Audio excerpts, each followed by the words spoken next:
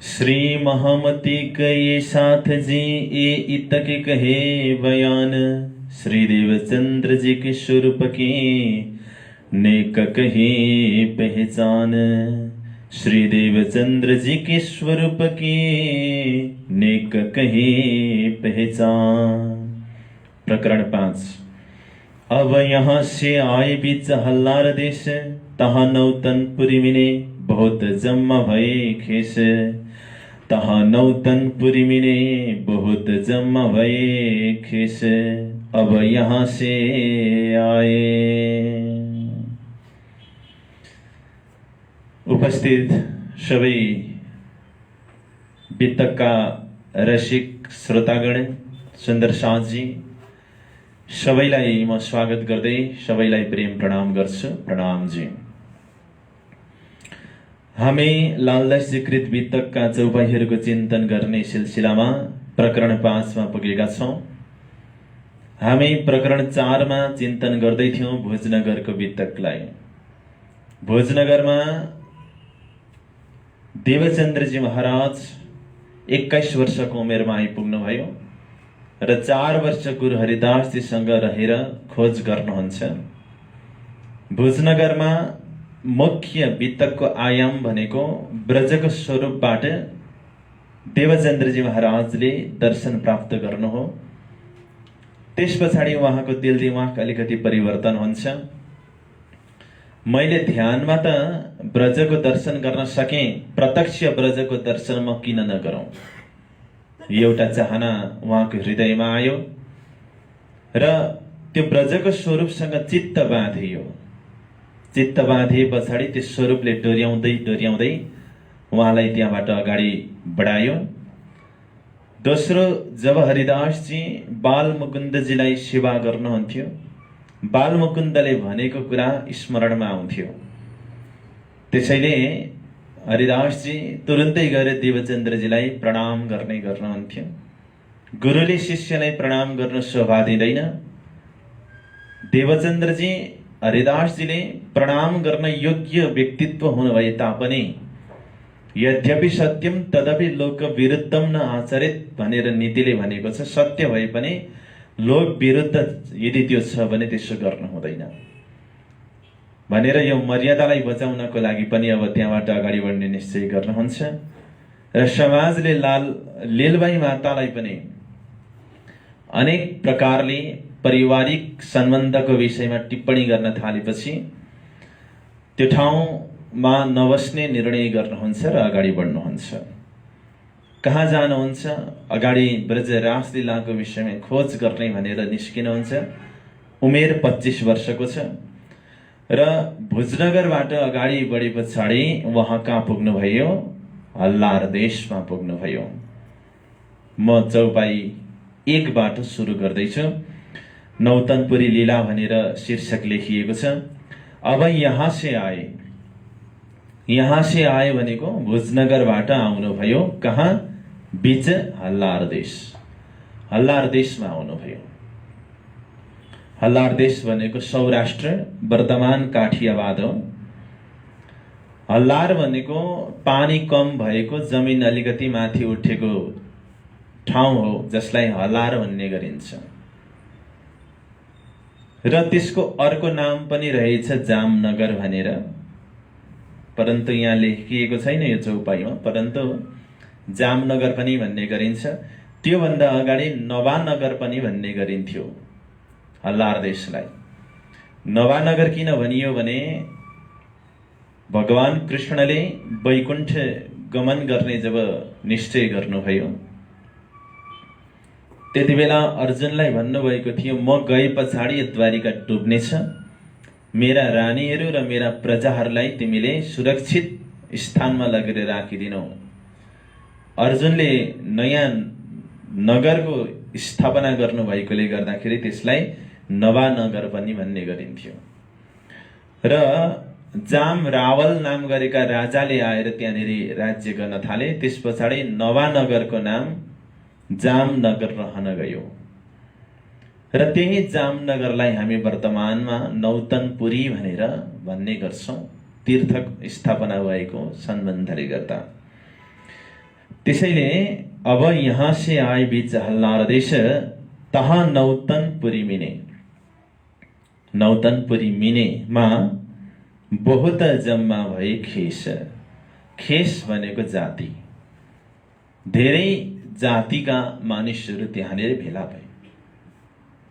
सद्गुरु महाराजको आफ्नै जातिका कायस्थ सम्प्रदायका कायस्थ जातका व्यक्तित्वहरू पनि हुनुभयो। धेरै प्रकारको त्यो एउटा सङ्गम बन्यो, धेरै मान्छेहरू त्यहाँ जम्मा भए। खेस शब्दको अर्थ जाति। 2 नम्बरमा तिनस्य ती रब्द रहे वे करने लगे शोर। 2 नम्बरको इत माँ बाप आए रहे। इत भनेको हल्लार देशमा जामनगरमा माँ बाप आइरहे। देवचन्द्रजी जता जानुहुन्छ माता पिता पनि सँगसँगै जानुहुन्छ। देवचन्द्रजी उमरकोटमा हुनुहुन्थ्यो, माता पिता पनि त्यही हुनुहुन्थ्यो। जब उमरकोटबाट कच्छ आउनुभयो, माता पिता कहाँ आउनुभयो? कच्छमै आउनुभयो, कच्छको भुजनगरमा। र भुजनगरबाट जब नौतनपुरी जानुभयो, माता पिता पनि साथैमा जानुभयो। माताको नाम के अरे? पिताको नाम? मास्टर डिग्री गरे पछाडि क ख चाहिँ बिर्से जस्तो हुन्छ नि फेरि। उता वल्लभी मार्ग था जोर। वल्लभी मार्ग भनेको वैष्णव सम्प्रदाय। वल्लभी मार्गको जोर भनेको प्रभाव थियो, यानी कि वैष्णव धर्मका अनुयायीहरू त्यहाँनिर धेरै हुनुहुन्थ्यो। तीन सेती रब्द रहे। तीन सेती भनेको ती सम्प्रदायका मानिसहरूसँग, ती अनुयायीहरूसँग रब्द रहे भनेको संवाद, केही डिस्कसन हुन थाल्यो। वे तिनीहरू गर्ने लगे शोर, शोर शराबा गर्न थाले, हल्ला विरोध गर्न थाले। 3 नम्बरमा श्याम जी के देउरी में कथा कहे कांजी भट्ट। अब जब देवचन्द्रजी नौतनपुरी जानुभयो, नवानगर जामनगर हल्लारदेश जानुभयो, 1 वर्षसम्म खोजमा यताउता भड्किनुहुन्छ। र पिताजी माताजी जब जानुभयो, पिताजी पहिलेदेखि नै राज व्यापारी भएकोले गर्दाखेरि उहाँ प्रतिष्ठित व्यक्ति हुनुहुन्थ्यो र त्यहाँनेरि पनि लेखापालको कार्य सुरु गर्नुभयो। कोतवालमा गएर मत्तुमेहताले लेखापालको कार्य गर्न थाल्नुभयो। लेखापालले के गरिदिने भन्दाखेरि जनताको गुनासो लेखेर सम्बन्धित निकायमा पठाइदिने, फरियाद सुन्ने, लेख्ने अधिकारी हो लेखापाल भनेको। यसरी समय बितिरहेको थियो।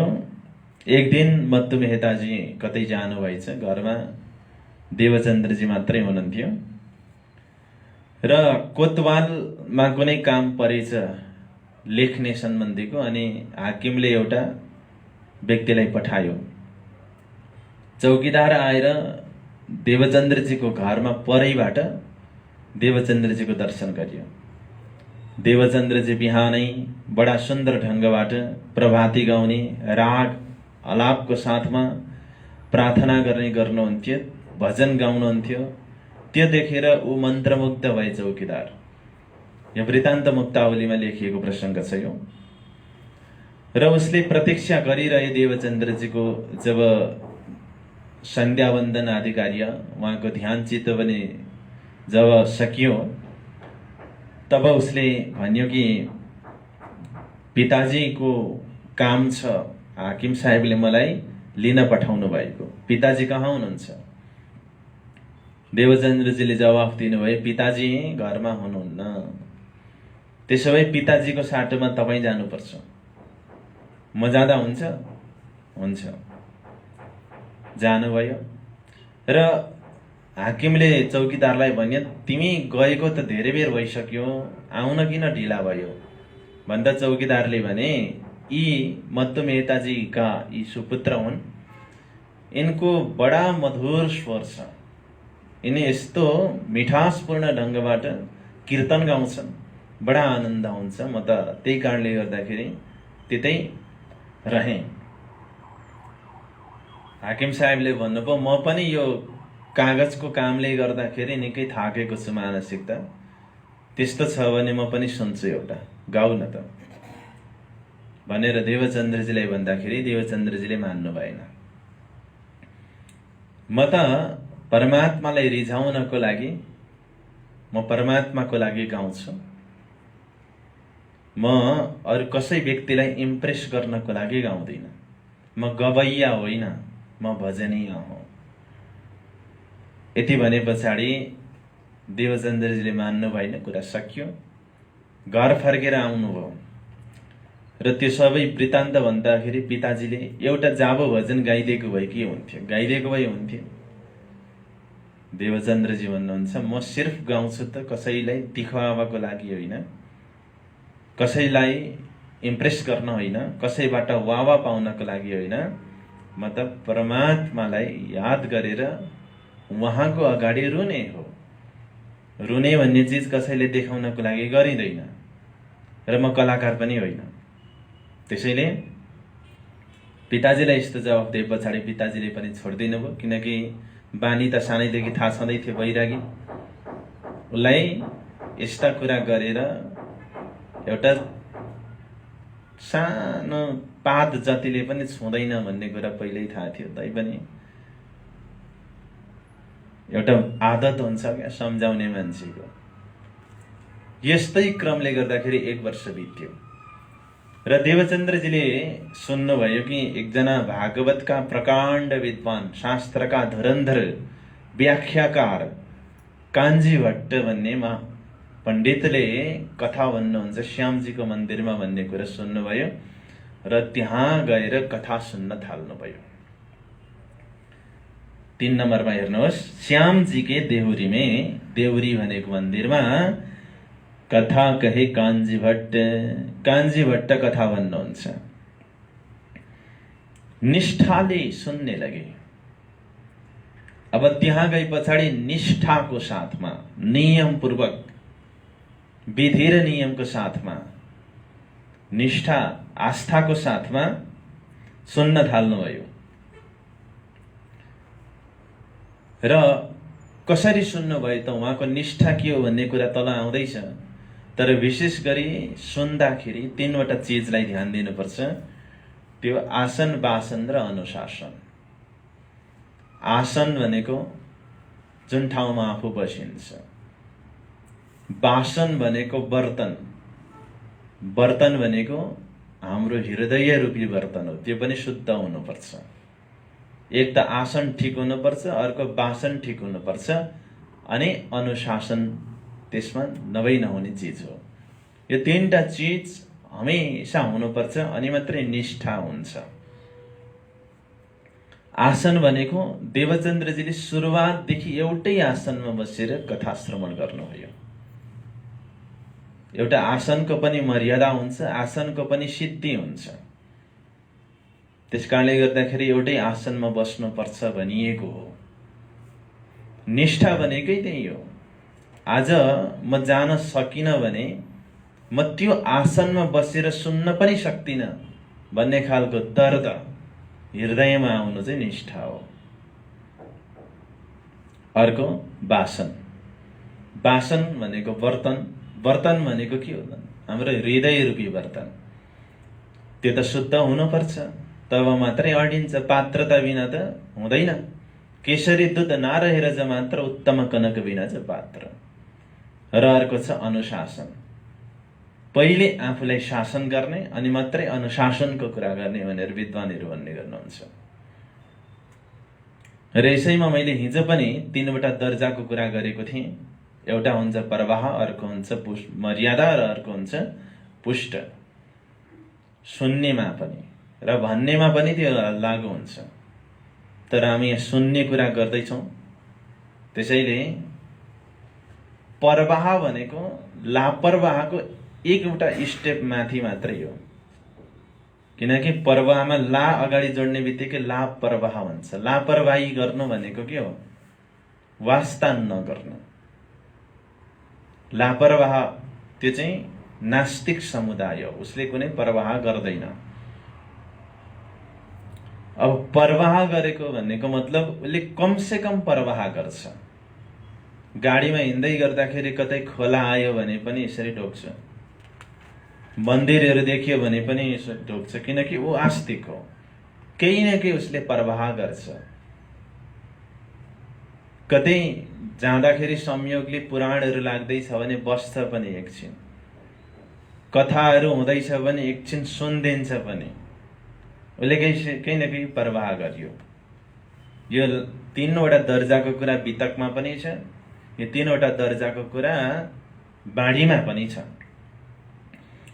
अर्को हुन्छ मर्यादा। मर्यादा भनेको परवाह दर्जा भन्दा माथिल्लो दर्जा हो। कस्तो हो भन्दाखेरि पोहोर हाम्रोमा पारायण लाग्दाखेरि उसले 3 दिन आएर बसेको थियो, म पनि जानुपर्छ, यो खालको मर्यादा। सबैजना शान्त भएर सुन्दैछन्, म चाहिँ किन हल्ला गर्ने, यो खालको मर्यादा। सबैको फोन साइलेन्समा छ, म चाहिँ किन भाइब्रेटमा राख्ने अथवा किन रिङमा राख्ने, मर्यादा हुन्छ नि एउटा। अनि सबैजनाले सुनेर प्रवचन गर्दैछन्, म पनि सुनेर प्रवचन गर्छु, यो पनि मर्यादा नै हो। जब हामी विकल्प देख्छौं सुन्ने विषयमा, त मर्यादा भइ नै हाल्छ। आज म सुन्न गइन भने गुरुले केही भन्नुहुन्छ कि, त्यो मर्यादा। आज म सुन्न गइन, भोलि सोध्नु भयो भने कसरी जान्नु, यो पनि मर्यादा हो। मर्यादा ठाउँ ठाउँमा हाम्रो हरेक आचरणमा मर्यादा नै छ धेरै जस्तो। र पुष्ट भनेको चाहिँ अरू कसैको परवाह नगरिकन म मेरो आत्माको लागि सुन्छु, म मेरो लागि आफ्नो लागि गर्छु, यो पुष्ट दर्जा हो। र सबैभन्दा श्रेष्ठ पनि पुष्ट दर्जा नै हो। पुष्ट दर्जामा रहनु सक्नुपर्छ। त्यसकारण निष्ठा भन्ने विषयमा मैले 3टा आसनको कुरा गरेँ।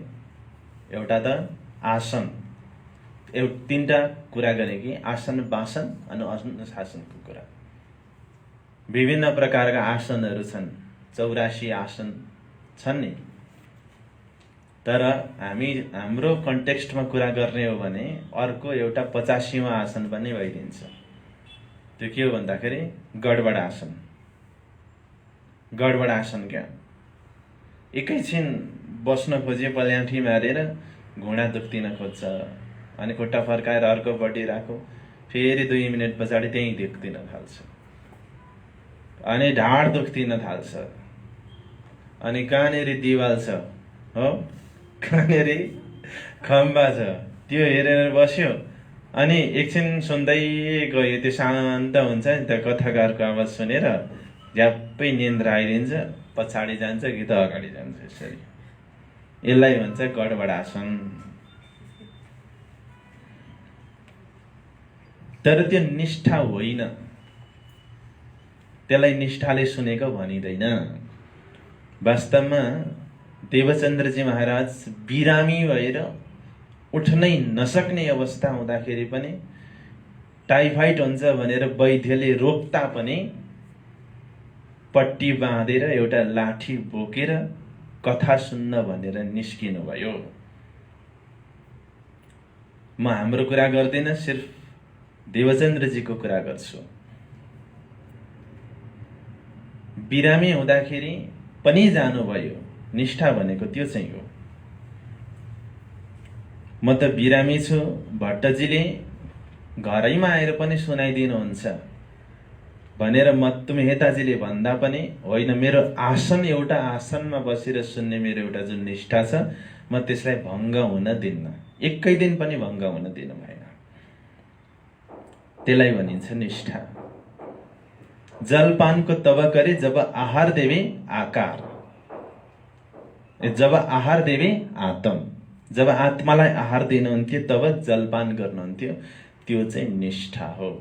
त्यो भित्रैबाट फुटेर आएको हो। त्यो कसैले बाहिरबाट टाँसेको पनि होइन, त्यो दिखावा पनि होइन, भित्रैबाट त्यो आउन सक्नुपर्छ।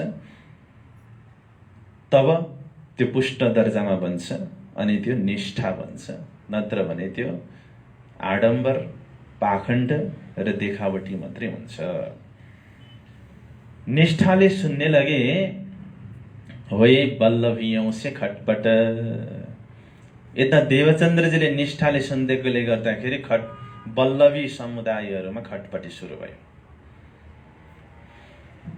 एउटा मान्छेलाई सोधेछन् क्या साथीहरूले, पहिले त कोही पनि विरोधी थिएन नि त हो तेरो, अहिले त सबै विरोध गर्छन् त तेरो, विरोधीहरू धेरै भएछन् त भन्दाखेरि साथीले के भनेछ भने, पहिले त म त बिग्रेको थिएँ नि त, मेरो केही विरोधी नै थिएन, अब म अहिले अलिकति सुध्रेको छु, मेरो विरोधी पनि भए। म पहिले केही गर्दैन थिएँ त्यसकारण विरोधी थिएनन्, अहिले म केही गर्न थाले, विरोधी पनि भए। त्यसैले विरोध र निन्दाबाट बच्ने हो भने एउटा उपाय छ। विरोध र निन्दाबाट बच्नु छ भने के गर्नुपर्छ थाहा छ? केही गर्नु हुँदैन अनि मात्रै बचिन्छ। नत्र भने केही गरिन्छ भने विरोध निन्दा हुन्छै हुन्छ।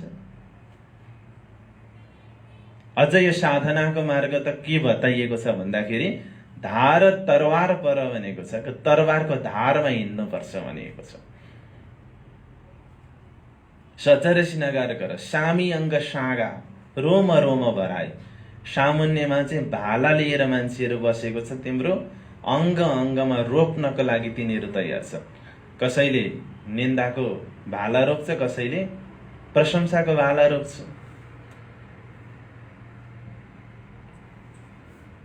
त्यसैले केही राम्रो गर्ने बित्तिकै खटपटी सुरु भइहाल्छ, केही नगर्दासम्म उनीहरू शान्त। त्यसैले बस्छ उसकै आसन तर झन्झट अर्कोलाई हुन्छ।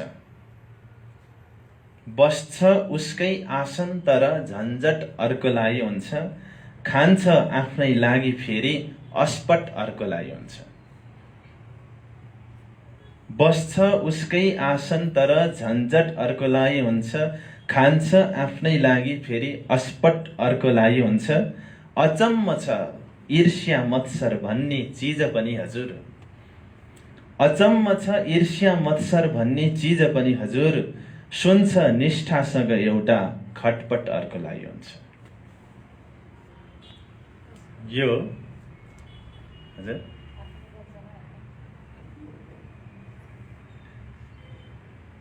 बस्दा बस्दै एउटा मान्छेले लेखेको यो एउटा निष्ठासँग सुन्छ खटपटी चाहिँ अर्कोलाई भइदिन्छ। किनकि यस्तै रहे छ यहाँको चलन। चलन यस्तै छ। हेर्नुहोस्, निष्ठाले सुन्ने लागि उहाँले विरोध गरेको होइन उनीहरूको, तर आफू राम्रो बनिदिँदाखेरि चाहिँ अरू विरोधी जन्मे। अब के लाग्छ, विरोधी नजन्माउने भने त राम्रो बन्दिनु नै भएन।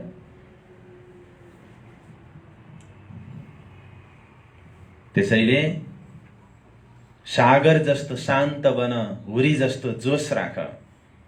सागर जस्तो शान्त बन, हुरी जस्तो जोश राख। दुनिया बेइमान छ, कदम कदममा होश राख। अगाडि बढौँ, 4 नम्बरमा जाउँ। अब उहाँको निष्ठाको चर्चा गरौँ अलिकति। कस्तो निष्ठा रहेछ भन्दा, जलपानको तब करे जब आहार देवे आत्म। जलपान तब गर्नुहुन्थ्यो जब आत्मालाई आहार दिनुहुन्थ्यो। आत्माको आहार भनेको के हो? ज्ञानामृतम भोजनम। ज्ञान प्राप्त गर्नु आत्माको लागि आहार हो। जुन दिन आत्माले आहार पाउनु हुँदैन, यहाँको कन्टेक्स्टमा कुरा गर्ने हो भने जुन दिन भागवत सुन्नु हुँदैन त्यो दिन भोजन पनि बन्द। भजन बन्द त भोजन पनि बन्द। जब आत्माले खुराक पाउँथ्यो तब आहार आकारको आकार भनेको शरीर, तेस्रो चरणको यो आकार भनेको शरीर देवेन करेकम, आहारलाई शरीरलाई आहार दिन कमी गर्न हुँदैन थियो। कति बेला? जब आत्माले खुराक पाउँथ्यो त्यति बेला। एउटा निष्ठा। अर्को निष्ठा के हो भन्दा जो कदी एक दुई श्लोक आगे बाँचे होए तिन, जो कदी यदि कदाच, जो कदी बराबर यदि कदाच एक दुई श्लोक आगे बाँचे होए तिन, अगाडि नै वाचन भइसकेको छ। देवचन्द्रजी आउनुभन्दा अगाडि नै एक दुई श्लोक वाचन। अब कुनै समय ढिलो पनि हुन सक्छ किनकि परिवार छन् देवचन्द्रजीको पनि। यता लीलबाई माता हुनुहुन्छ, बिहारीजी, जमुनाजी, एकजना छोरा एकजना छोरी पनि हुनुहुन्छ। अब माता पिता पनि हुनुहुन्छ। सधैँ एउटै खालको परिस्थिति त बन्दैन नि त घरमा, कहिलेकाहीँ ढिलो हुन सक्छ। यदि छुट्यो भने एक दुई श्लोक पहिले नै भट्टजीले वाचन गरिसक्नु भएको छ भने फेर पुस्तक मगाएकी वेही सुने वचन, फेरि किताब मगाएर त्यो छुटेको कुरा सुन्नुहुन्थ्यो।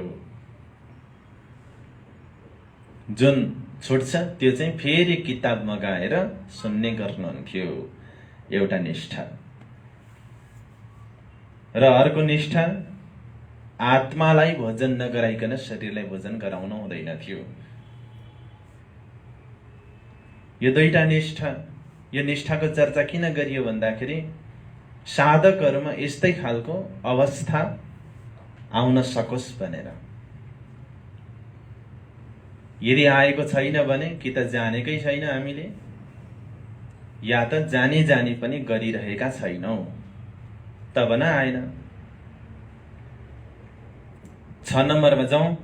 ऐसा जानकी वह भट्ट, यस्तो जानेर वो भट्टजी। भट्ट को हुनुहुन्छ? भट्ट को? तोलौं न खोले पुस्तक, तोलौं भनेको तबसम्म नखोले पुस्तक, पुस्तक खोल्नु हुन्न थियो। जोलौं श्री देवचन्द्रजी न आबही, जबसम्म देवचन्द्रजी आउनुहुन्न। जोलौं भनेको जबसम्म। माया दिदी जोलौं के लेख्नुभयो? हजुर, जबसम्म देवचन्द्रजी आउनुहुन्न। और बात न करे बुजुर्ग, बात भनेको कुराकानी चर्चा नगरे गर्नुहुन्न। बुज्रक श्रेष्ठ, श्रेष्ठ कुरा पनि गर्नुहुन्न। किनभने देवचन्द्रजी आएर सुन्ने भए पछाडि यस्तो मन्त्रमुग्ध बनेर सुन्नुहुन्छ, यस्तो कन्सन्ट्रेसनको साथमा सुन्नुहुन्छ कि अब चाहिँ भट्टजीको आँखाले पनि श्रोता खोज्न थाल्यो। बीचमा आँखालाई श्रोता खोज्ने बानी। हेर्नुहुन्छ देवचन्द्रजी आउनु भएकै छैन। सुन्नेवाला उही थियो एउटा, अरू सबै त औपचारिकता पूरा गर्न आएका हुन्। अब उही आएको छैन भने कथा सुनाउनु कसलाई? अब भट्टजीको आँखाले भिडमा देवचन्द्रजीलाई खोज्ने बानी परिसक्यो। अब यस्तो गर्न थाल्नु भएछ, देवचन्द्रजी जबसम्म आउनुहुन्न भट्टजी कथै भन्न सुरु गर्नुहुन्न। यदि समय अलिकति अगाडि बढिहाल्यो भने पनि यसो धुन गाउनुहुन्छ। हिजो के थियो त्यस्तै कुराहरूमा श्रेष्ठ कुरा गर्दै गर्नुहुन्न। जुन रहस्यमय गोप्य दमदार कुरा त गर्दै गर्नुहुन्न, त्यत्तिकै भुल्याइरहनु भएको छ। मान्छेले बिस्तारै नोटिस गर्न थाले। एकैचोटि त थाहा हुँदैन, बिस्तारै मान्छेहरूले नोटिस गर्न थाले। देवचन्द्रजी नै भट्टजीले किताबै खोल्न थाल्नु हुँदैन। थाहा छ सेठजी तपाईलाई भनेर अब साथी साथी उनीहरू वल्लभीहरू कुरा गर्न थाले। हिजो अस्ति आएको यो देवचन्द्र भन्ने मान्छे भट्टजी त पुरै एकरो हुनुभएछ। ऊ नआइकन त किताबै खोल्नुहुन्न त, थाहा छ, याद गरेको छ। यस्ता खालका चर्चाहरू चल्न थाले। अनि अर्कोले भन्छ किताब खोल्नु त हो कि अर्को कुरा पनि मैले नोटिस गरेको छु। हो, ऊ नआइ त गहिरा गहिरा कुरै गर्नुहुन्न। यसो हिजो यस्तो भयो उस्तो भयो कथा भन्नुहुन्छ, धुन गाउनुहुन्छ, प्रसङ्ग त भन्दै भन्नुहुन्न। बिस्तारै खलबल मच्चिन थाल्यो। अब कस्ता थिए त्यहाँका श्रोता भन्दाखेरि, रहे श्रोता शहर के चौधरी, अरे बडे साहुकार। श्रोता चाहिँ शहरका ठुल्ठुला चौधरीहरू अनि ठुल्ठुला साहु व्यापारी धनाढ्य उद्योगपतिहरू। अब उनीहरू आएर सुन्ने। अब भट्टजीलाई यसो दान दक्षिणा गर्नेहरू पनि उनीहरू नै, ती चौधरी सेठहरू धनाढ्य व्यापारीहरू। अनि उनीहरूले भन्न थाले, उनीहरूको बीचमा कुरा हुँदैछ कि भट्टजीलाई खाम दिने, हामी कथा चाहिँ देवचन्द्रलाई सुनाउने, यो खालको। रहे श्रोता शहर के चौधरी और बडे साहुकार, सो मार्ग वल्लभी मिने। त्यो वल्लभी मार्गमा होय खटपट हमेशा व्यवहार। होय खटपट, खटपट हुन्छ हमेशा व्यवहार, व्यवहारको विषयलाई लिएर। व्यवहार भट्टजीको व्यवहार पनि, देवचन्द्रजीको व्यवहार। वास्तवमा चिया बेच्नेको दुश्मन भनेको चिया बेच्ने नै हुन्छ, लड्डु बेच्ने हुँदैन। लड्डु बेच्नेको दुश्मन लड्डु बेच्ने नै हुन्छ, चिया बेच्ने हुँदैन। एउटा चियाको दोकान चलिरहेको छ, एउटा स्कुल अगाडि क्यान्टिन चलिरहेको छ। अर्को क्यान्टिन अर्काले खोलिदियो भने अब दुईजनाको यसमा झगडा चल्न थालिहाल्छ। त्यो चिया बेच्ने त्यही छ, छेउैमा कपाल काट्ने मान्छेले आएर सैलुन खोलो भने अब टेन्सन छैन। टेन्सन छ त, यहाँनिर चिया खान्छ, त्यहाँनिर गएर कपाल काट्छ। ओहो कति राम्रो। अब अर्को चाहिँ क्यान्टिन खोलोस् त त्यहाँनिर, अनि त्यहीँनिर झगडा भइहाल्छ नि।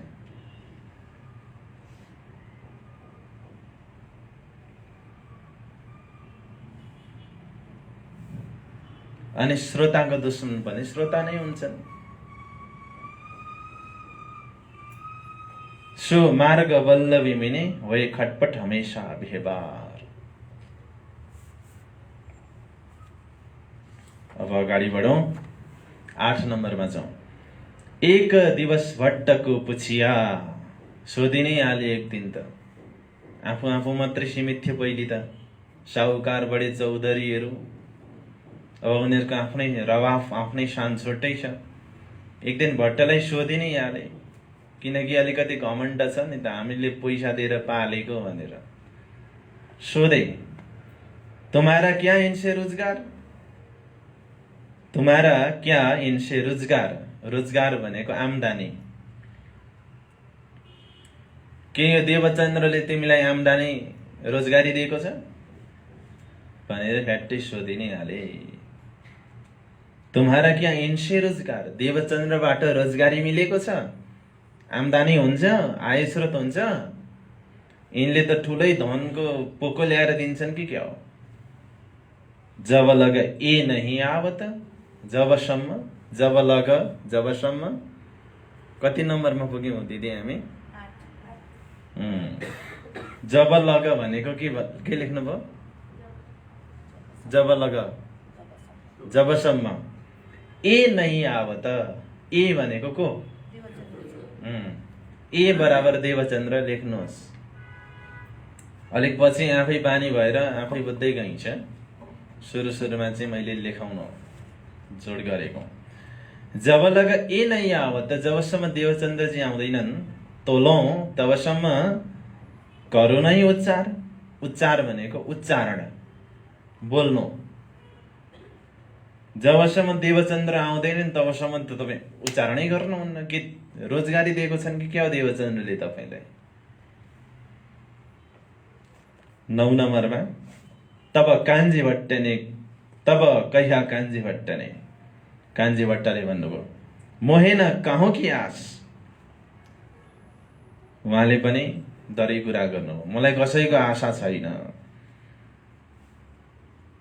किनकि परनिर्भर भएर बाँच्नु भनेको निकै ठुलो दुःखको कुरा हुन्छ।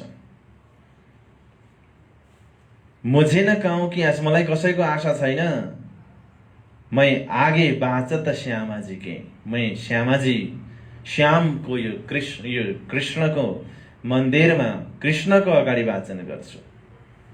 श्यामजी के भनेको श्याम मन्दिरमा म अगाडि वाचन गर्छु। सुने देवचन्द्रजी खास, देवचन्द्रजी खास सुन्ने श्रोता हुन्। कारण यही हो, मलाई कसैको आशा, कसैको भरोसा, कसैको लोभ छैन। म श्यामजीको मन्दिरमा वाचन गर्छु, देवचन्द्रजीले खास ढङ्गबाट सुन्छन्। उनी खास श्रोता हुन्। त्यसकारणले गर्दाखेरि म यसो गर्छु। विचार ती गरिबले मलाई सम्पत्ति के दिन्छन्? अगाडि भन्दै हुनुहुन्छ मोहे प्राप्त कहिए तो तुम सो। मोहे प्राप्ति, मलाई केही धन सम्पत्ति रोजगारीको प्राप्ति हुन्छ त तुमसे, तिमीहरू सधैँ उनी दिने धन सम्पत्ति। मजाले भन्नु, धन सम्पत्ति दिने तिमीहरू हो। होय क्या इन गरीब से, बिचारा यी गरीब देवचन्द्रसँग के छ र? त्यसो भने त्यही भएर नि असल ढङ्गबाट सुन्ने श्रोता भनेको नि त्यो भनेको पनि एउटा करोडौंको धन हो। किनभने यहाँ भट्टजी भन्दै हुनुहुन्छ नि, मलाई केही धन सम्पत्ति चाहिएको छ भने त तिमीहरूले दिइहाल्छौ नि, बिचारा देवचन्द्रले के दिन्छन् भन्नुको मतलब गुणवान श्रोता भनेको धन सम्पत्ति भन्दा पनि बहुमूल्य हुँदो रहेछ, भट्टजीको आशय। यहाँ अगाडि भन्दै हुनुहुन्छ मोहे प्राप्त कहिए तो तुम सो, तिमीहरूले दिन्छौ मलाई। होय क्या इन गरीब से, गरीबले के दिन सक्छ? पर तुम कबहु मै पूछ त, तिमीहरू कहिल्यै मलाई सोध्छौ? आगे पछि श्लोक कहूँ नै, अगाडि पछाडि जुन म श्लोक भनेको हुन्छु त्यो कहिले सोध्ने गरेको छ? यो छुट्यो होला अथवा फलानु दिन के हो भनेर एक दिन छुटेको छ भने कहिले आएर सोध्छौ? 11 मा मैं एक श्लोक आगे कहूँ, म एक श्लोक यदि पहिले भने कबहु ए पास न होए, कहिले यदि त्यति बेला ऊ साथमा छैन भने, पासमा छैन भने त घरौं जाए फेरि पुग्छ त, घर गएर फेरि उसले सोध्छ। पुस्तक छोडावत सही, पुस्तक छोडावत भनेको खोलाउँछ उसले पुस्तक फेरि खोल्न लाएर घरमा गएर पनि सोध्छ। तिमीहरूले कहिले सोधेका छौ?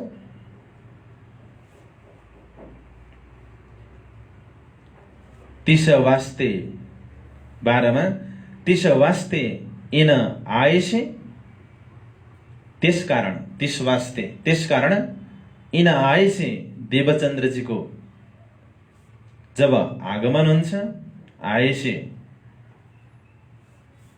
जब देवचन्द्रजी आउनुहुन्छ, मै करत उच्चार, म उच्चारण गर्छु, म श्लोक बोल्छु। अझै अगाडि भन्नुभयो मै कहूँ कि आशा न करूँ, मलाई कसैको आशा छैन। किनभने परमात्माले भोगको कसैलाई पनि राख्नु भएको छैन। यहाँ छैन त अर्को ठाउँ हुन्छ। मलाई कसैको आशा छैन।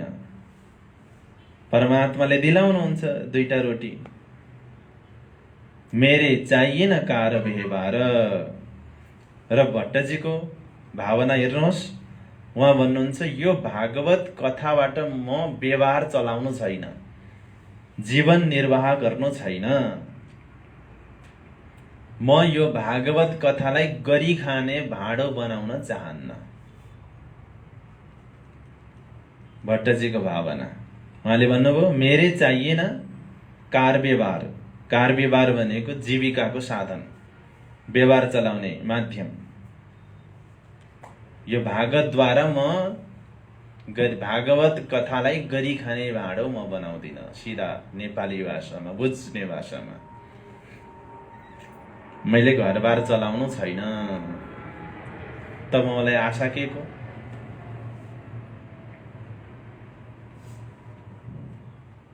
र त्यति नै बेला देवचन्द्रजी पनि आउनुभयो, त्यही हुनुहुन्छ र सोध्नुभयो 1 महिना अगाडि फलानो दिन फलानो समयमा के विषयमा पढाइ भएको थियो भन त। सबै चुप्प लागेर बसे। देवचन्द्रजीले फलानो दिन फलानो स्कन्धको फलानो अध्यायको फलानो श्लोक भन्नुभएको थियो, फ्याट्टै भनिदिनु भयो। ल जवाब देऊ, किन रहेछ मैले देवचन्द्र पर्खेको थाहा भयो?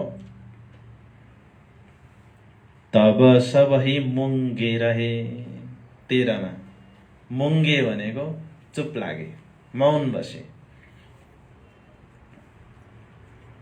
तब सबही मुङ्गे रहे, बोलत नाही कोही बोलेन। कथा सुन घरौं पिछे फिरे। त्यो दिन कथा सुन्न त के सुन्थे? त्यो भट्टजीले भनेको त्यो वचनै मनभरि खेलिरहेको छ। कथा भन्नुन्जेलसम्म आफूलाई राखे। रोष जो मनमे होइ। रोष भनेको रिस, मनमा अलिकति प्रतिशोध पनि छ। कथामा बसे, अब फर्के, तर रोष चाहिँ उनीहरू सँगसँगै घरमा गयो।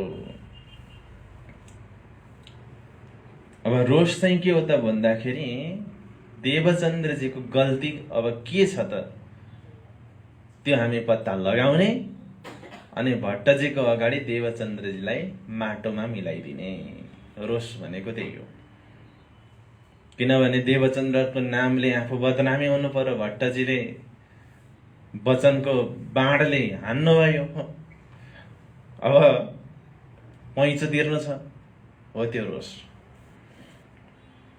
14 मा छिद्रको ढुँड त रहे। छिद्र भनेको दोष।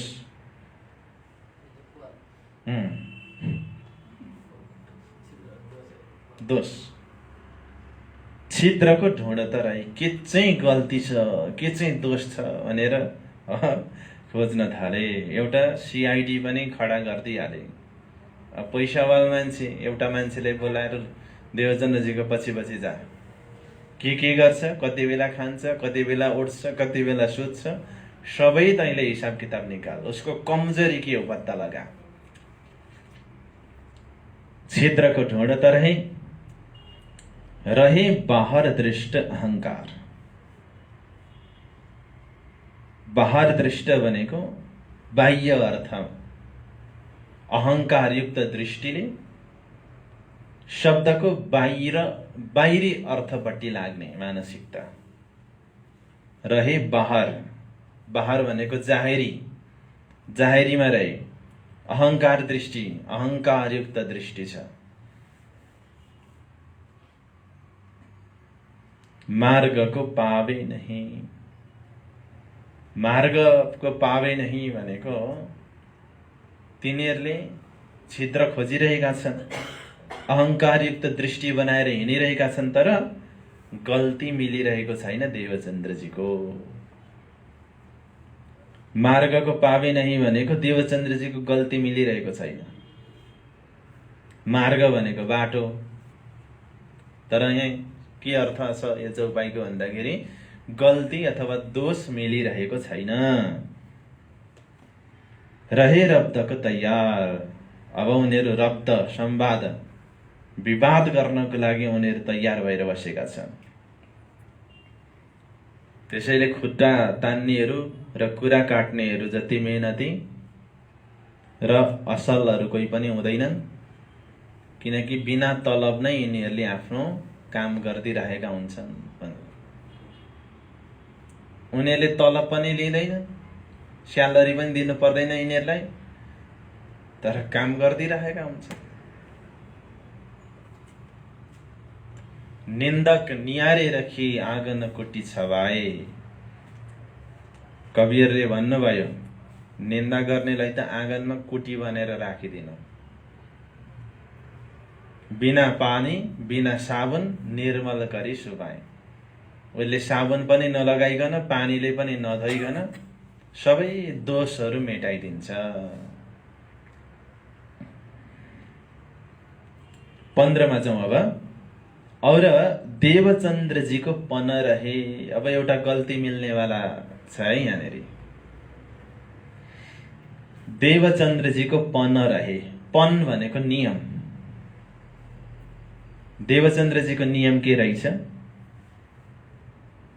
आउँदैछ, ना होए द्वादशी को भागवत। द्वादशी तिथिमा भागवत हुँदैन। द्वादशी तिथि यस्तो तिथि हो जहाँ जुन दिन भागवत भट्टजीले वाचन गर्न हुँदैन थियो। ता दिन आप उपवास करे। त्यो दिन आफू उपवास गरे, उपवास बस्नुहुन्थ्यो। उपवास भनेको हाम्रो सिधा भाषामा व्रत बस्नुहुन्थ्यो।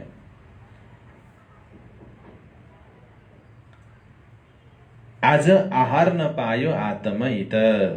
आज किन उपवास बस्नुहुन्थ्यो त भन्दाखेरि आहार नपायो आत्महित। आज आत्माले आहारै भेटेको छैन, त्यसकारण म शरीरलाई पनि भोजन दिन्न भनेर कुन दिन उपवास बस्नु हुँदो रहेछ?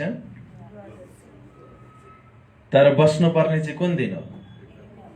अघिल्लो दिन बस्नुपर्ने, तर उनी चाहिँ पछिल्लो दिन बस्नुहुन्छ, द्वादशीको दिन।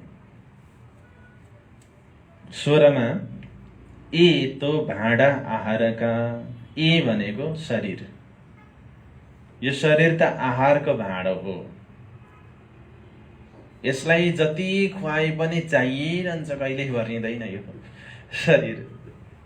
यो त आहारको भाँडो हो, आहारको। अहिले बिहान खाइयो 10 बजे 9 बजे, अब एकछिन पछि फेरि ग्यासमा खिटिक खिटिक पार्दै हुन्छन् बुहारी। के गरेकी भनेको होइन, बालै चिया जाडो छ, एकैछिनमा चाहियो फेरि। अनि फेरि 2 बजी फेरि खिटी खिटी खिटी स्टोभ हुन्छ कि चुल्हा हुन्छ कि। अनि किन भन्दा खाजा खाजा क्या खाजा। अनि अघि 9 बजी खाएको नि, त्यो त गइहाल्यो नि, भोक लागिसक्यो। 2 बजी खाजा खाने टाइम हो। 2 बजी खायो 2टा रोटी, अलिकति सब्जी, फेरि भरे 6 नै नबजेकन बुहारी आज भात नपकाउने भनेर सासुले आवाज लगाइहाल्छन्। कति खाएको खोइ कहिले भरिँदैन। भोलिपल्ट उठ्दाखेरि भोक लागिरहेको हुन्छ। कोही कोही बेला त राति सपना निन्द्राबाट बिउजिन्छ, त्यति बेला पनि भोक लागिरहेको हुन्छ।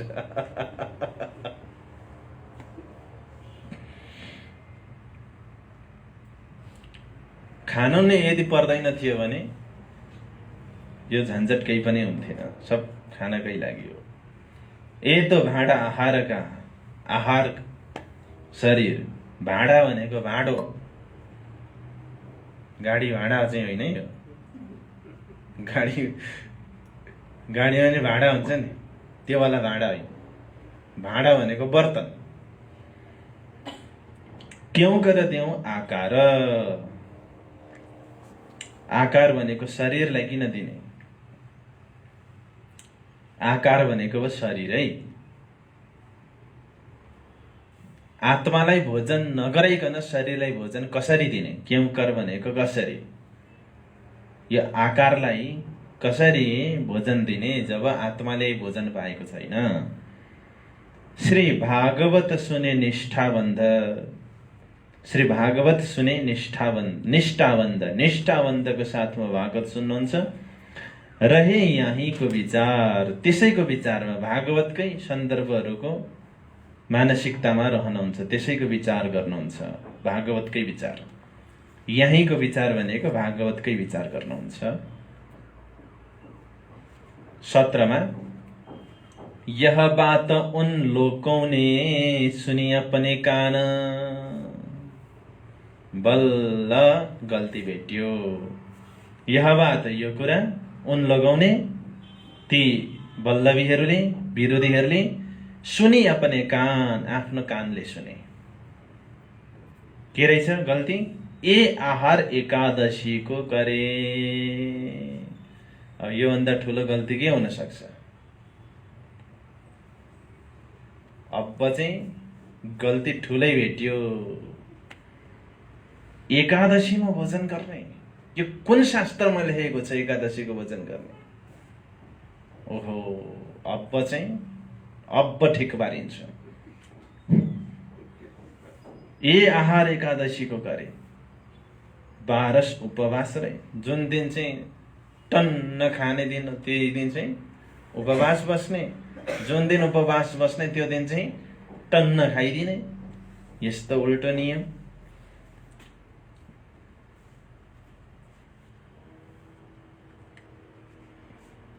ये निंदा ले के करने लगे विचार, यो निंदा लिएर विचार गर्न लागि 18 नम्बरको चौपाईमा। अब दाउ हमारा आइया, ए कैसा धर्म व्यवहार, उनीहरू उफ्रिन थाले। दाउ भनेको मौका।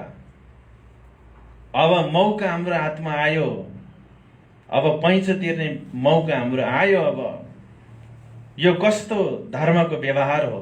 धर्म व्यवहार, यो कस्तो व्यवहार हो कि कोही एकादशीमा भोजन गर्छ अनि द्वादशीमा उपवास गर्छ? यो कस्तो उल्टो नियम हो? उपवास भन्ने शब्दमा दुईटा शब्द छ, उप र अर्को वास।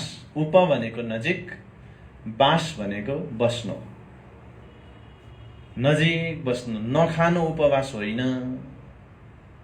उप भनेको नजिक, वास भनेको बस्नु। ब्रह्मको नजिक बस्नु भनेकै वास्तवमा उपवास हो। उपवासको अर्थ त्यसरी लाग्छ। अब दाउ हमारा आइया, एक कैसा धर्म व्यवहार। 19वां, आए सभा में मिलके पूछी कान्छी भट्ट से। सभामा मिलेर आए। अब उनीहरू सल्लाह गरेर एकगुट भएर आए। पूछे कान्छी भट्ट से, ऐसा उपदेश तुम दिया जो प्रसाद ले एकादशी में। यस्तो उपदेश तपाईँले दिनुभयो एकादशीमा प्रसाद लिने भनेर। करे 12 को उपास, यो कौन शास्त्र बताए? 12 भनेको द्वादशी।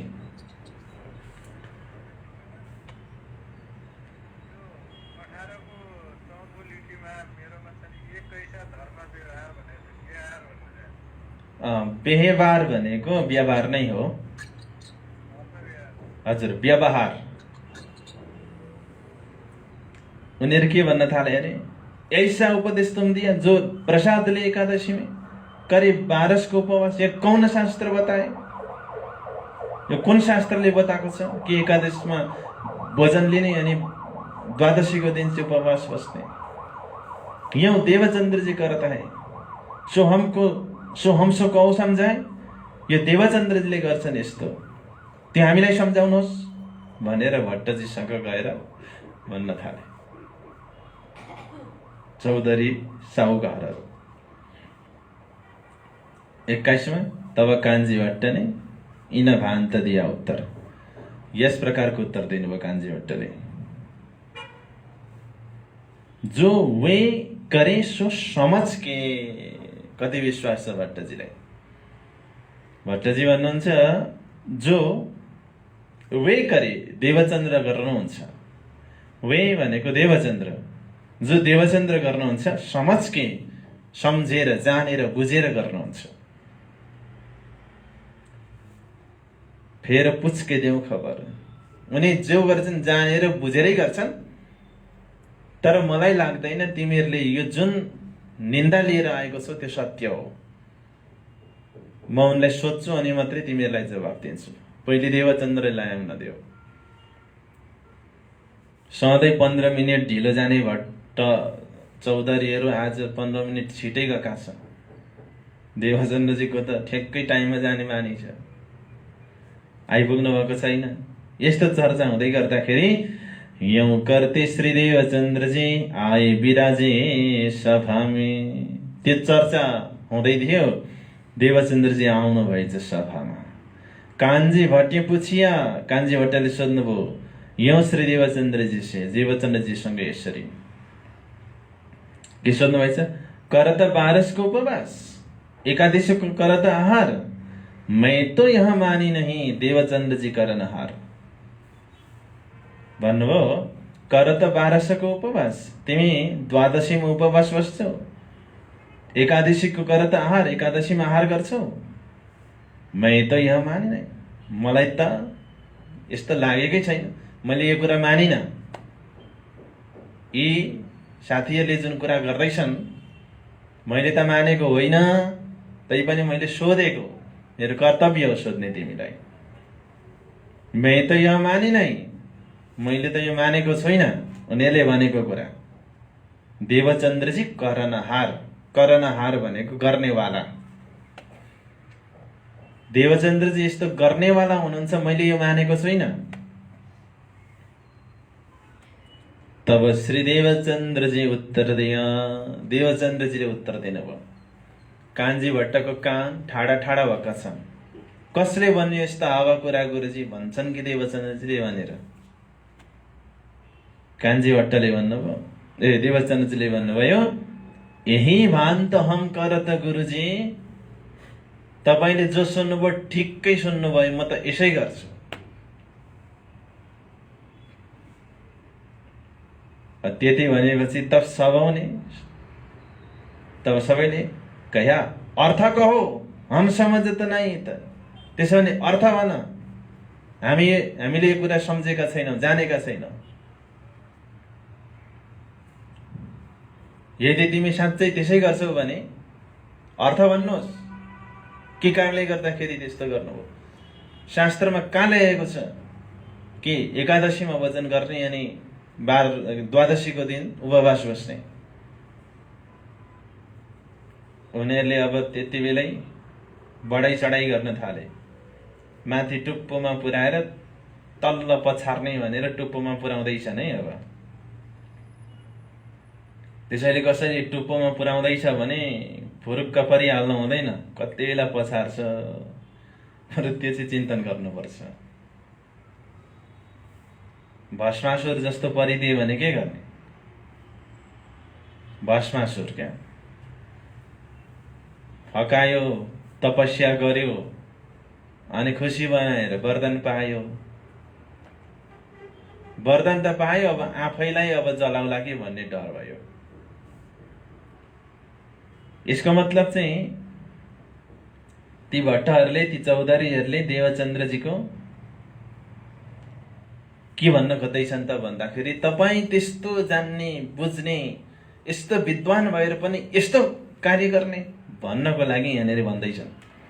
के भन्दैछन् भन्दाखेरि, पर इतना हम समझता है, पर तर इतना यति हम समझता है, हामी जान्दछौँ, जो श्री भागवत दरखत, दरखत शब्दको अर्थ वृक्ष, जो भागवत रूपी वृक्ष छ, ताकि एक डारको, ताकि भनेको त्यसको, एक डार भनेको डाली, हाँगा, त्यसको एउटा हाँगासम्म कोही बिरला पाउँछ त, कोही बिरलै पुग्छ। भागवत रूपी वृक्षको एउटा हाँगोसम्म कोही बिरलै मात्रै पुग्छ।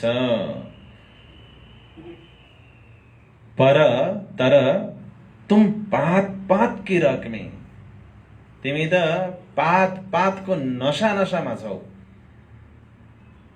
तुम पात पात की रग में, रग भनेको नशा, पात पातको रगमा, हे दरखत विस्तार, त्यो दरखत यो भागवत रूपी वृक्षको विस्तारमा तिमी सबैतिर छौ, तिमी सबैमा विस्तारित छौ। दरखत भनेको वृक्ष। 26 मा तहाँ तुम सबमै फिरबले, फिरबले भनेको घुम्छौ। भागवत रूपी वृक्षको तिमी जरादेखि लिएर पातको नसासम्म तिमी घुम्छौ। यसो औरनको नहीं विचार, यस्तो विचार अरू कसैले गर्न सक्दैन जस्तो विचार तिमी गर्न सक्छौ। भट्टजीसँग चाहिँ अरूले चौधरी लोगले भनेको त्यसको भन्दैछु। दरखत वृक्ष भनेको भागवत भयो, हाँगा भनेको अध्याय भयो, अनि पात भनेको श्लोक भयो, नशा भनेको अक्षर भयो। दरखत वृक्ष भनेको भागवत ग्रन्थ, हाँगा भनेको अध्याय स्कन्द, अनि पात भनेको श्लोक, नशा भनेको चाहिँ शब्दहरू। स्कन्द अध्याय भनेको पात।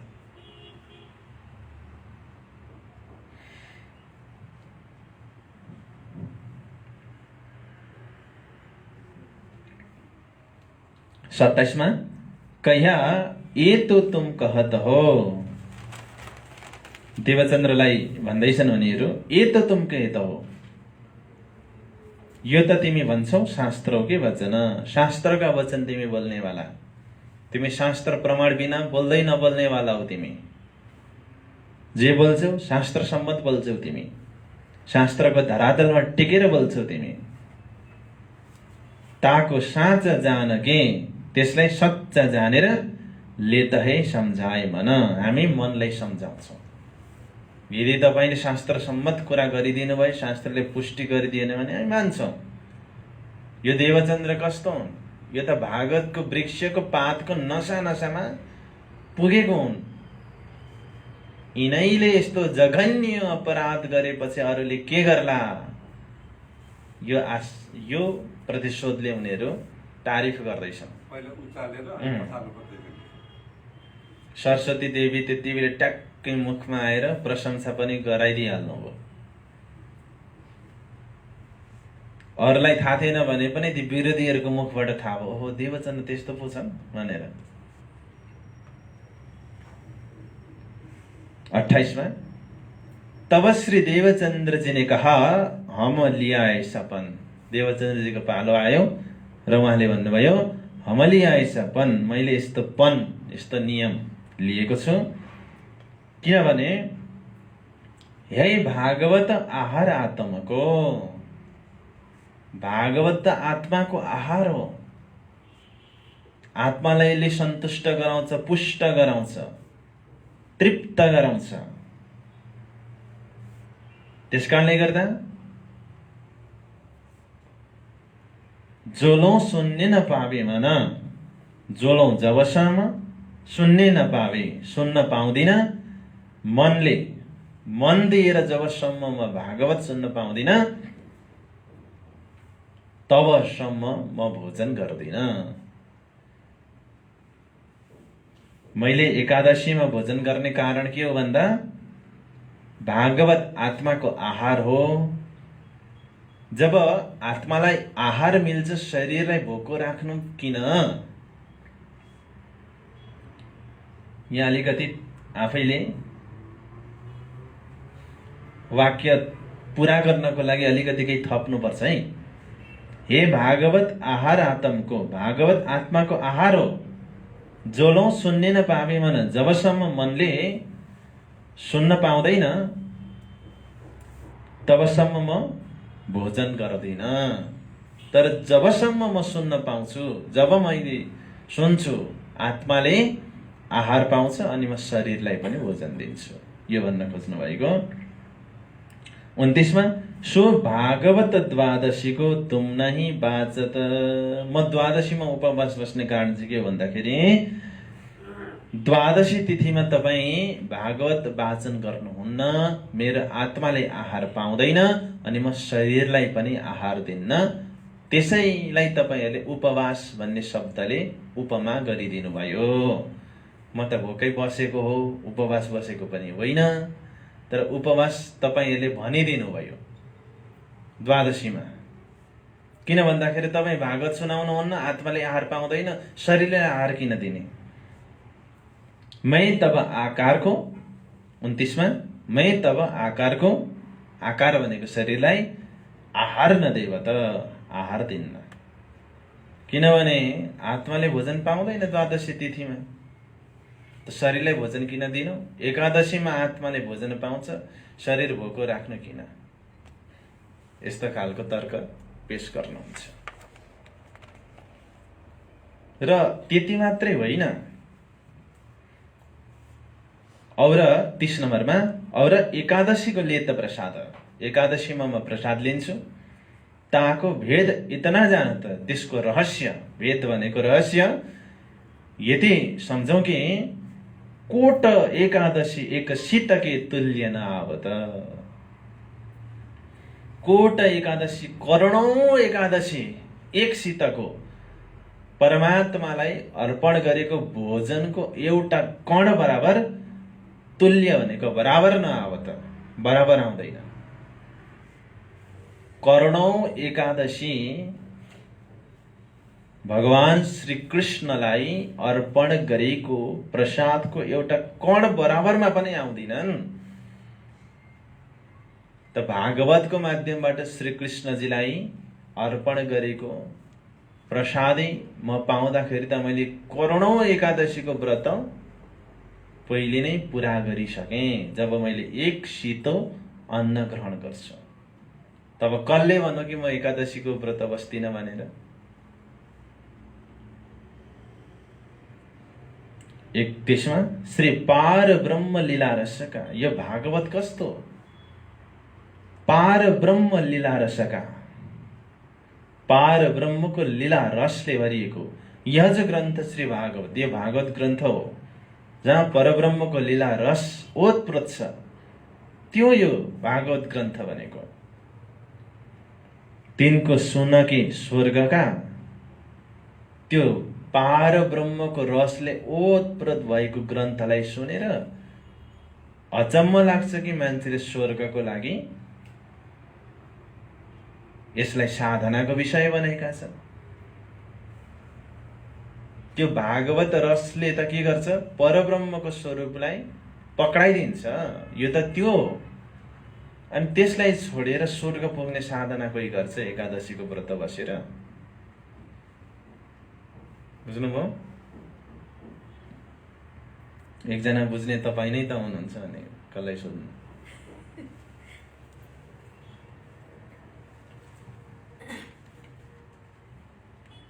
के भनियो यहाँ हेर्नुहोस् है, 31मा तिनको सुनके स्वर्गका, तिनको भनेको त्यो भागवतलाई सुनेर स्वर्गका यी सबै साधना गर्छन्। साधना गर्छन् भनेको एकादशीको व्रत बस्छन्। एकादशीको व्रतले त स्वर्गको प्राप्ति हुने हो, वैकुण्ठ, स्वर्ग वैकुण्ठको।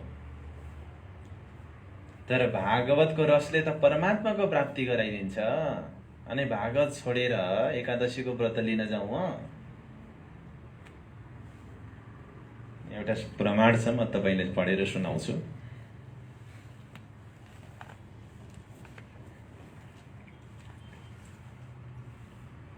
मद व्रतम ये प्रकुर्वन्ति तेपि कालान्तरेषु च हरि प्रसाद महिम्यात् हरिम यास्यन्ति नान्यथा भनिएको रहेछ। मेरो व्रत गर्ने पनि कालान्तरमा कृष्णको प्रसाद प्राप्त गर्दछन् र कृष्ण धर्ममा जानेछन्। एकादशीले के भन्दिरहेछन् भन्दाखेरि कालान्तरमा मेरो व्रत गर्नेहरू कृष्णको प्रसादलाई प्राप्त गर्नेछन् र कृष्णकै धाममा जानेछन्।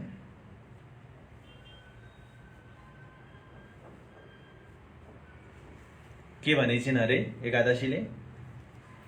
मत व्रतम ये प्रकुर्वन्ति तेपि कालान्तरेषु च हरिप्रसाद महात्म्यात् हरिम यास्यन्ति नान्यथा भनेछिन्।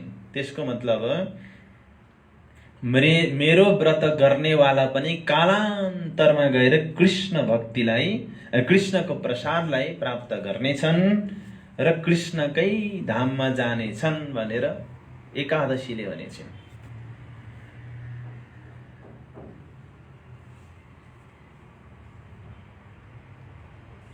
भने अब हेर्नुहोस् है, जसले स्वयं कृष्ण भक्ति प्राप्त गरेको छ उसले फेरि एकादशीको व्रत किन बस्ने?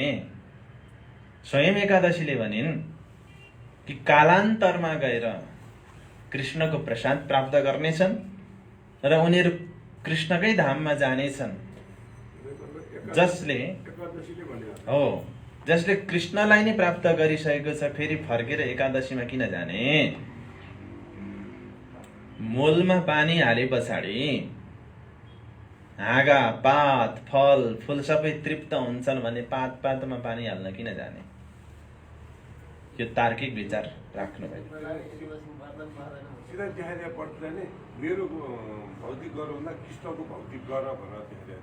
त्यो त त्यही हो। देवीले स्वयं के भनेकी छिन्? अहम यम अनुगृह्णामि तस्मै दास्यामि सम्पदाम निश्चलाम सुदृढाम भक्तिम श्रीकृष्ण परमात्मनि भनेकी छिन् देवीले। उनले के भनेकी छिन् भने जसलाई म अनुग्रह गर्छु नि उसलाई म कृष्णको निश्चल भक्ति प्राप्त गराइदिन्छु भनेकी छिन् देवीले। र देवीले सँगसँगै के भनेकी छिन् भने करोमि वञ्चनाम यम यम तेभ्य दास्यामि सम्पदम प्रात स्वप्न स्वरूपस्य मिथ्येति भ्रमरूपिणीम। जसलाई म ठग्न चाहन्छु उसलाई चाहिँ संसारका धन सम्पत्ति विलासिताहरूमा भुलाइदिन्छु। धन सम्पत्ति द्रव्य आदि म उसलाई दिन्छु जसलाई म ठग्न चाहन्छु, तर जसलाई म कृपा गर्न चाहन्छु नि म उसलाई श्रीकृष्णजीको निश्चल भक्ति दिन्छु देवीले भनेकी छिन्।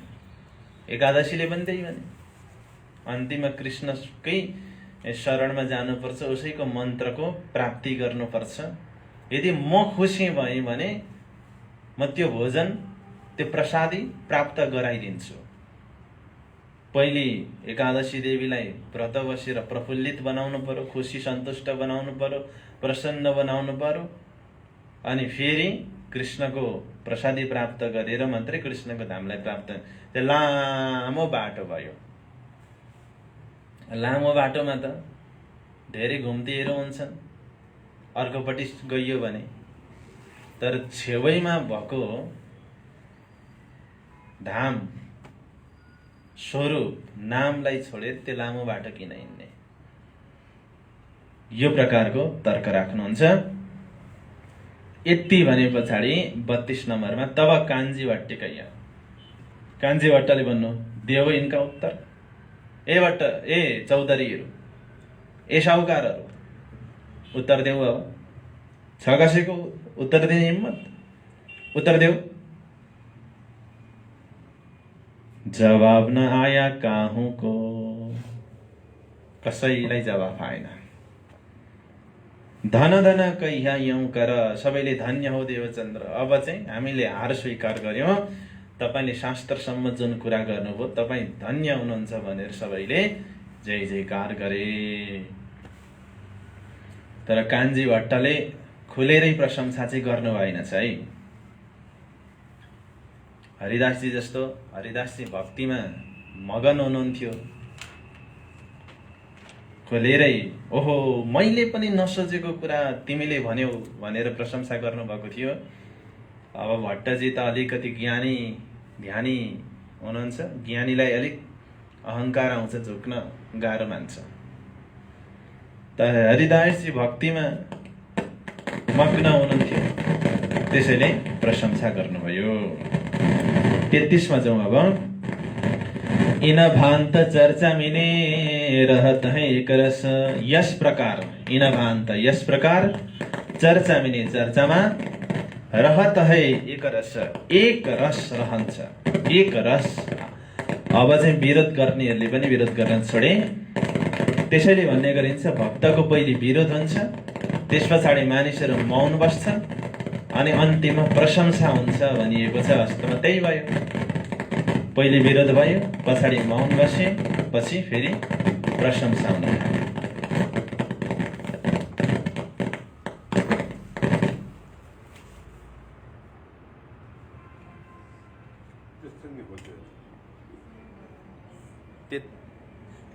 तेत्तीसमा जाउँ। इन भान्त चर्चा मिने रहत है एक रस, नीर नयनौ झरत।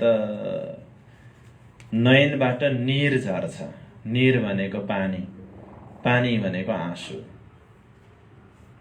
जो बानी सुने सरस, बानी बानी भनेको बाणी, भागवत कथा, सरस रसदार कथा सुनेर आँखाबाट आँसु झर्छ।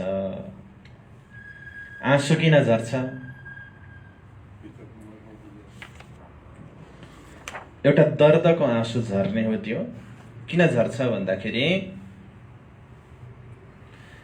उहाँ भागवत सुन्दाखेरि भागवतको सार भनेको त ब्रजरास हो। जब ब्रजमा 11 वर्ष 52 दिन पुरा हुन्छ, त्यो सन्ध्यामा बाँसुरी बज्छ। किनकि कथा, भट्टजीको जुन कथा छ, कथाको प्रसङ्गभित्र डुब्नु भएको छ।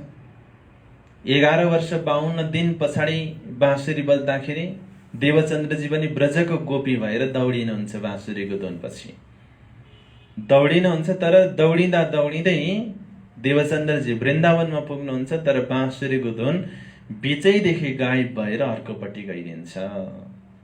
कहिल्यै पनि रासको दर्शन हुन सकिरहेको छैन। हो, त्यो दर्दको कारणले गर्दाखेरि चाहिँ आँखाबाट आँसु झर्छ। म त्यो रासमा प्रवेश गर्न पाइनँ किन? यो हिसाबले।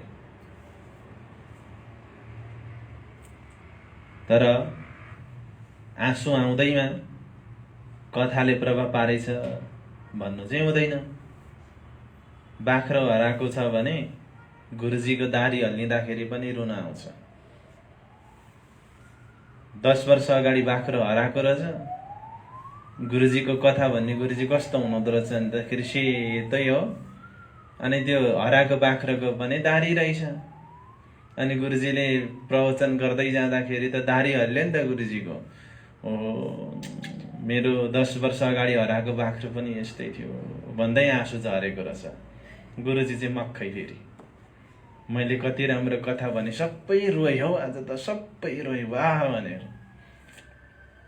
तर बाख्रो हराएको थाहा छैन गुरुजीलाई। यसपछि 34मा जाउँ अब। यो 14 वर्ष निष्ठाबन्ध। हाम्रो 1.5 घण्टा हुँदैछ। देवचन्द्रजीले 14 वर्षको भागवत सुनिसक्नुभयो। किनभने लालदासी महाराजले एकदम सूत्रवत ढङ्गबाट भन्नुभएको छ। 14 वर्ष बितेछ। एउटा सानो किस्साहरू मात्रै हुने। अब यस्ता बित्त कति भए कति भए। वचन ग्रहे सब सार, सबै सार वचन ग्रहण गर्नुभयो भागवतको।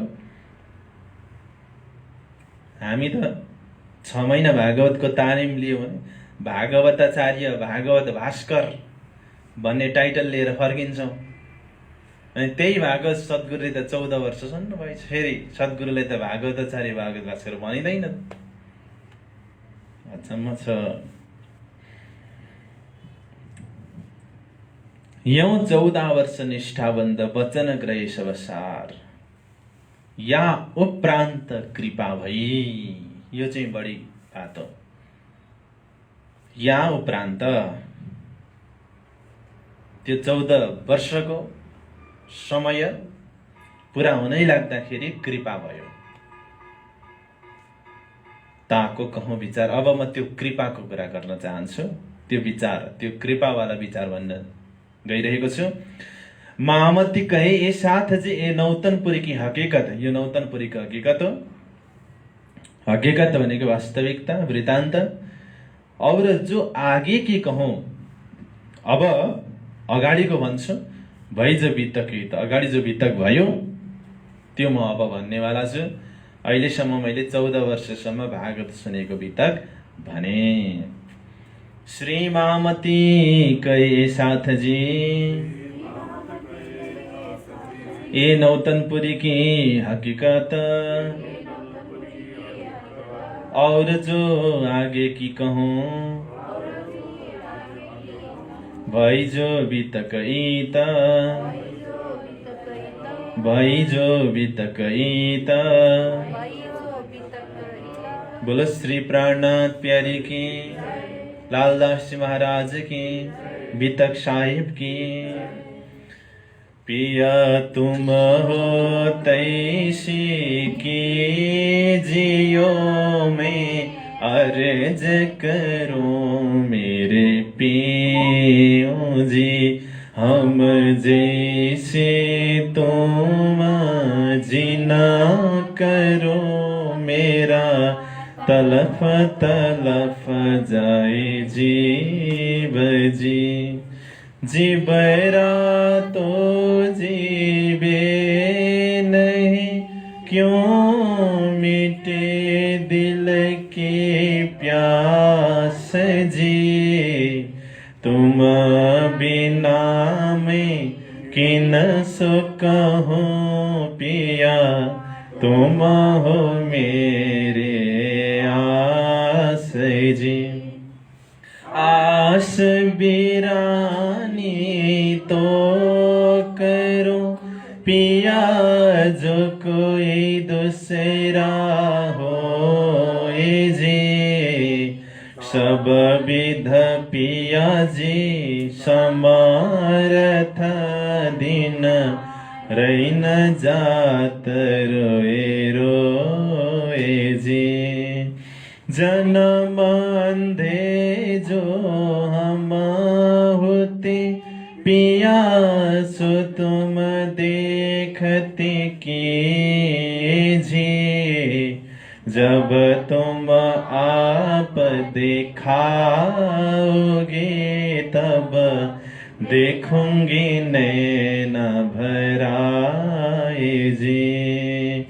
एति पुकार पिया सुन के, अब ढीला करो तुम जीन जी। छड़ छड़ खबर लीजियो में, अर्ज करूं दुल्हीन जी। एति अर्ज में तो करो पिया, जो आडी भई अंतराय जी।